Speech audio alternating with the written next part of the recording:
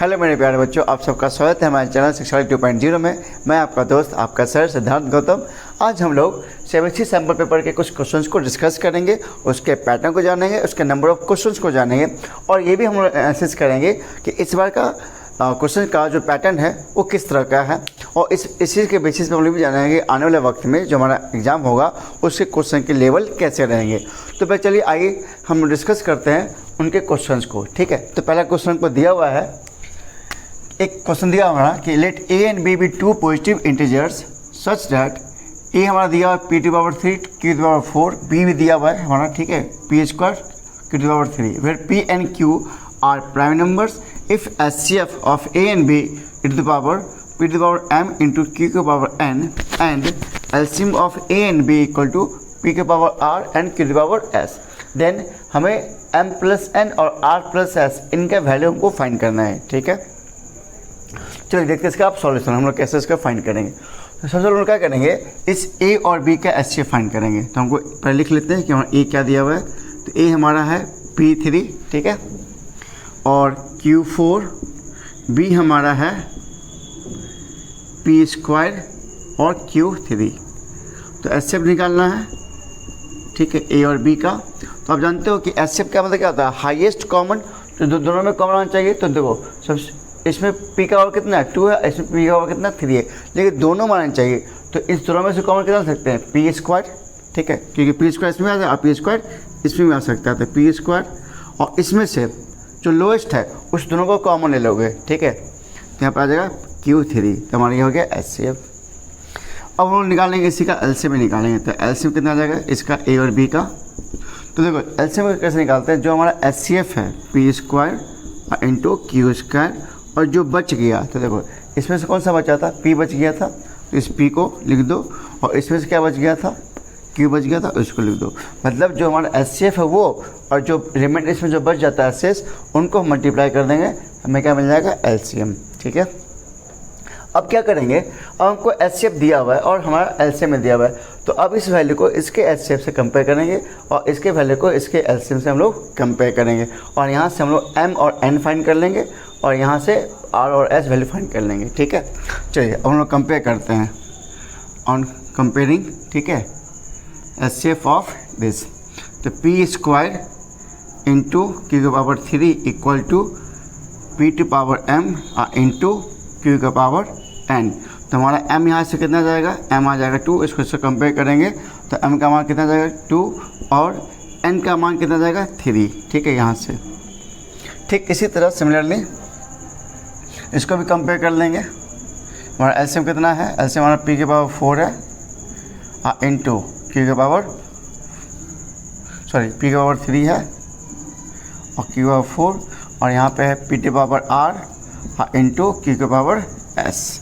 तो यहाँ से r कितना आ गया हमारा 3 आ गया और s कितना हमारा आ गया 4। इसको इससे कंपेयर किया और इसको इससे कंपेयर किया। और हमको क्या निकालना है, m प्लस n। तो देखो m प्लस n हमारा कितना आ जाएगा, m हमारा कितना है 2 और n कितना है 3, तो 2 3 5 और r प्लस कितना है 7।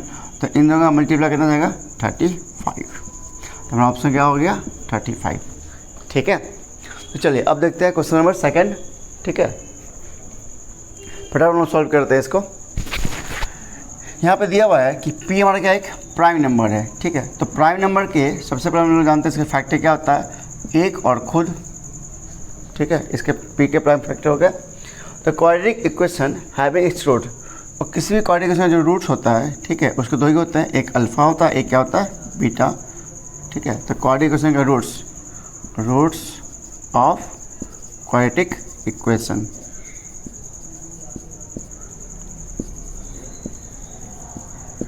क्या होता है, एक अल्फा और बीटा, एक अल्फा एक बीटा। ठीक है, यहाँ लिख लेते हैं अल्फा और बीटा, ये हमारे रूट्स हो गए। अब कह रहा है as factor of p the quadratic equation having its roots as a factor of p, मतलब ये जो है p का ये क्या है, फैक्टर है। ठीक है, तो इसका मतलब क्या होगा, अगर हम क्वाड्रेटिक फॉर्म लिखे अल्फ़ा बीटा के फॉर्म में, तो क्या जाता है x square minus alpha plus beta x into alpha गुने बीटा इक्वल टू 0। ठीक है, तो इसका मतलब क्या होगा, अगर हम ये इसके फैक्टर है, पी के क्या है, फैक्टर है, इसका मतलब एक हमारा अल्फ़ा यहाँ से कितना आ जाएगा, अल्फ़ा 1 हो जाएगा, और बीटा हमारे क्या जाएगा, पी हो जाएगा, क्योंकि इसके फैक्टर है। ठीक है, तो इस दोनों के फैक्टर का या तो ये 1 होगा या तो पी होगा, तो एक का 1 और एक का पी। ठीक है, अब इस वैल्यू हम इसमें हम पुट करेंगे। ठीक है, चलो वैल्यू को पुट करते हैं, तो x square minus alpha plus beta मतलब पी प्लस 1 इंटू एक्स अब प्लस अल्फ़ा गुने बीटा मतलब पी इक्वल टू 0। तो हमारा वैल्यू क्या आ गया, x square minus P plus 1 into x plus P. इसमें ऑप्शन दिया हुआ है ये ऑप्शन बी, ये हमारा आंसर हो गया। ठीक है, चलिए चलते हैं नेक्स्ट क्वेश्चन के ऊपर।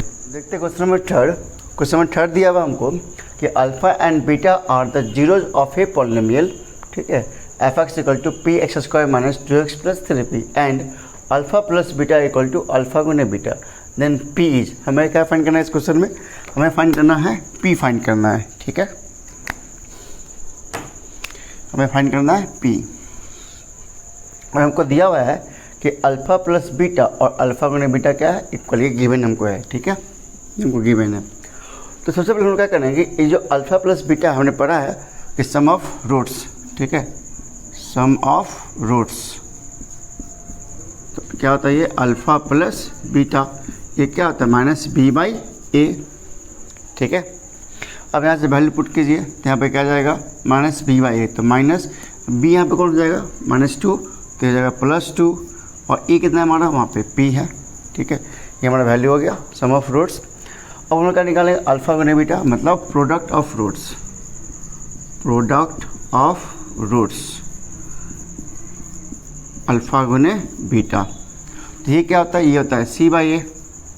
ठीक है, अब वैल्यू पुट के सी कितना है हमारा 3p अब बाई ए का मान p, तो p से p कैंसिल, तो ये कितना आ गया 3/1। अब क्वेश्चन के अकॉर्डिंग चलेंगे, हमें दिया हुआ कि अल्फ़ा प्लस बीटा और अल्फ़ा गुने बीटा ये क्या आपस में इक्वल है, तो इस दोनों हम लोग इक्वल करेंगे अकॉर्डिंग टू क्वेश्चन। यहाँ पे लिखेंगे हम लोग alpha plus beta equal to alpha गुने बीटा। ठीक है, तो अल्फ़ा प्लस बीटा हमारा कितना है 2/p, और अल्फ़ा गुने बीटा कितना हमारा है 3/1। ठीक है, यहाँ पे वैल्यू पुट कर लेते हैं 3/1। ठीक है, इसको सॉल्व करेंगे आगे, तो देखो इसको क्रॉस मल्टीप्लाई कर दीजिए, तो कितना बन जाएगा 2 = 3p, और हमको p निकालना है, तो देयरफॉर p = 3 जगह डिवाइड में, तो बन जाएगा 2/3। तो हमारा राइट आंसर क्या हो गया 2/3, ये हमारा आंसर हो गया। ठीक है, चलिए अब देखते हैं नेक्स्ट क्वेश्चन। Question number 4।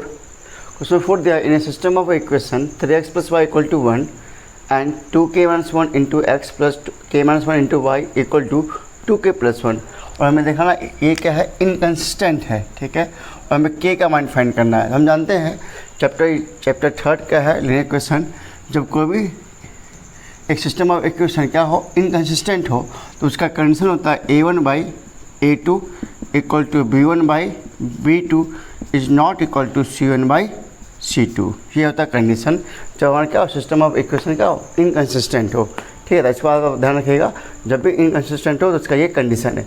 अब यहाँ से वैल्यू आप लिख लीजिए, तो a1 कितना हमारा है 3 है, a2 कितना है हमारा 2k - 1 = b1 कितना है हमारा 1 है, और b2 कितना है हमारा k - 1, c1 कितना है हमारा 1, और c2 हमारा कितना है 2k + 1। ठीक है, नॉट इक्वल टू। अब ये तो आपस इक्वल है, इस दोनों इक्वल करके हम यहाँ से k का वैल्यू फाइंड कर लेंगे। तो देखो क्रॉस मल्टीप्लाई कर लें, तो ये हो जाएगा 3k - 3, इसको से गुणा कर रहे हैं, इसलिए इधर तो 2k - 1, देयरफॉर इसको ले जाओ, इसको ले जाओ, तो ये जाएगा k = 3 में से 1 गया तो कितना है 2, तो k का मान कितना आ गया 2। Your right answer is D. ठीक है, चलिए अब देखते हैं नेक्स्ट क्वेश्चन। चलिए अब देखते हैं क्वेश्चन नंबर 5।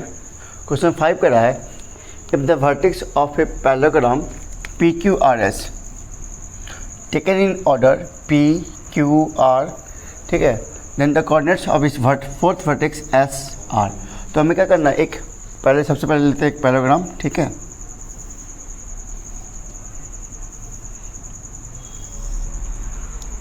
ये हमारा P Q R और ये H।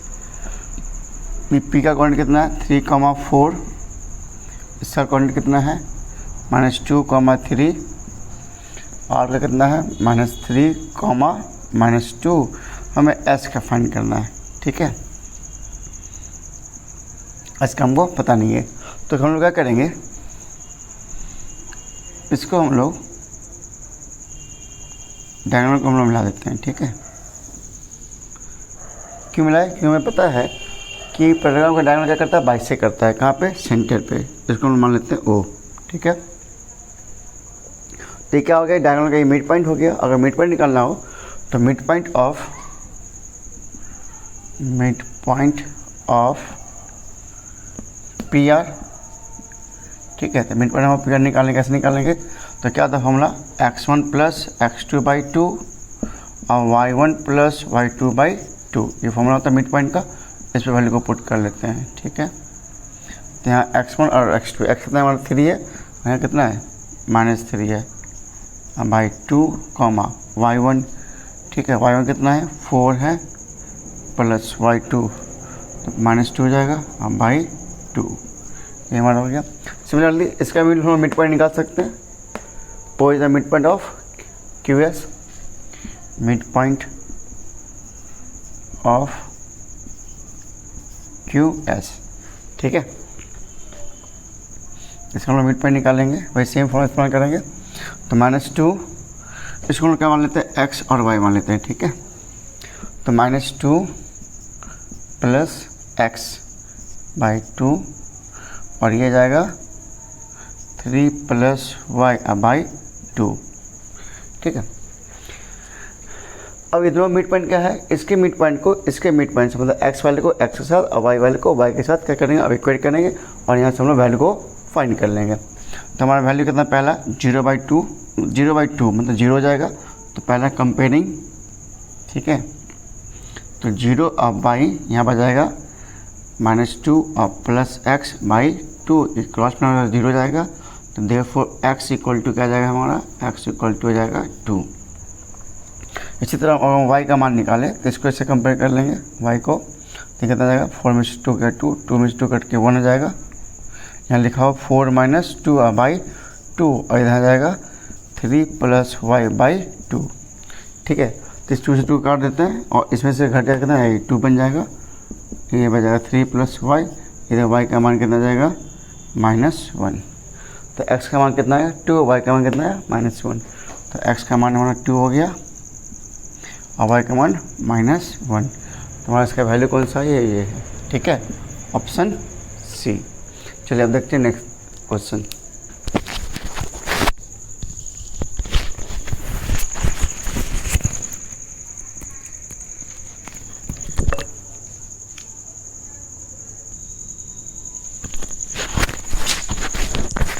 चलिए अब देखते हैं नेक्स्ट क्वेश्चन, क्वेश्चन नंबर 6 दिया हुआ है, in a triangle ABC similar triangle PQR, ठीक है। If AM and PM are the altitudes of triangle ABC and PQR, ठीक है। ये हमको दिया हुआ कि ये दोनों क्या हमारे अल्टीट्यूड्स हैं और ट्रायंगल क्या आपस में सिमिलर है respectively, and AB square ratio PQ square = 4:9, then find AM ratio PN। हमें इसका मान फाइंड करना है। तो हमें दिया हुआ क्या है, पर लिख लेते हैं गिवन में, triangle ABC triangle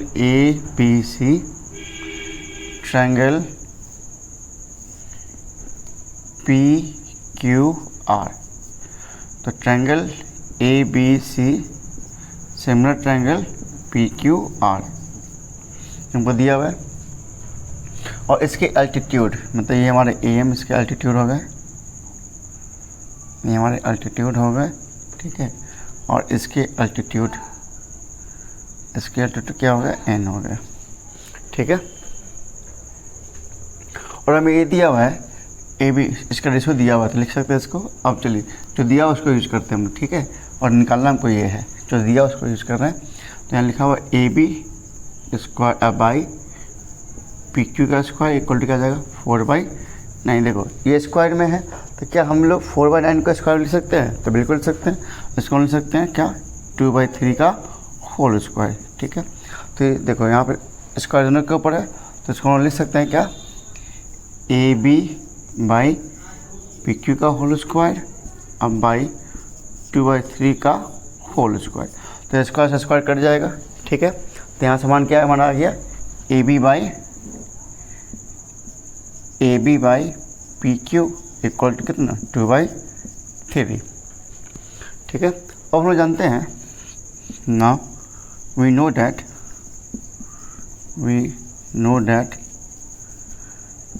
ratio of altitudes equal to ratio of sides. ठीक है, मतलब अल्टीट्यूड का जो रेशियो होता है तो अल्टीट्यूड रेशियो यही ना ए एम और पी एम क्या हमारा ए एम और पी एम क्या उसका रेशियो। तो A M by P N ये क्या होता है इसका रेशियो आपस में इक्वल होते हैं। ठीक है, तो रेशियो ऑफ साइड्स क्या हमारा A B by P Q और A B by P Q हमारा कितना है हमारा 2/3। तो therefore A M by P N equal to 2/3 ये हमारा आंसर हो गया। ठीक है, इसका आंसर क्या जाएगा 2/3 ऑप्शन डी।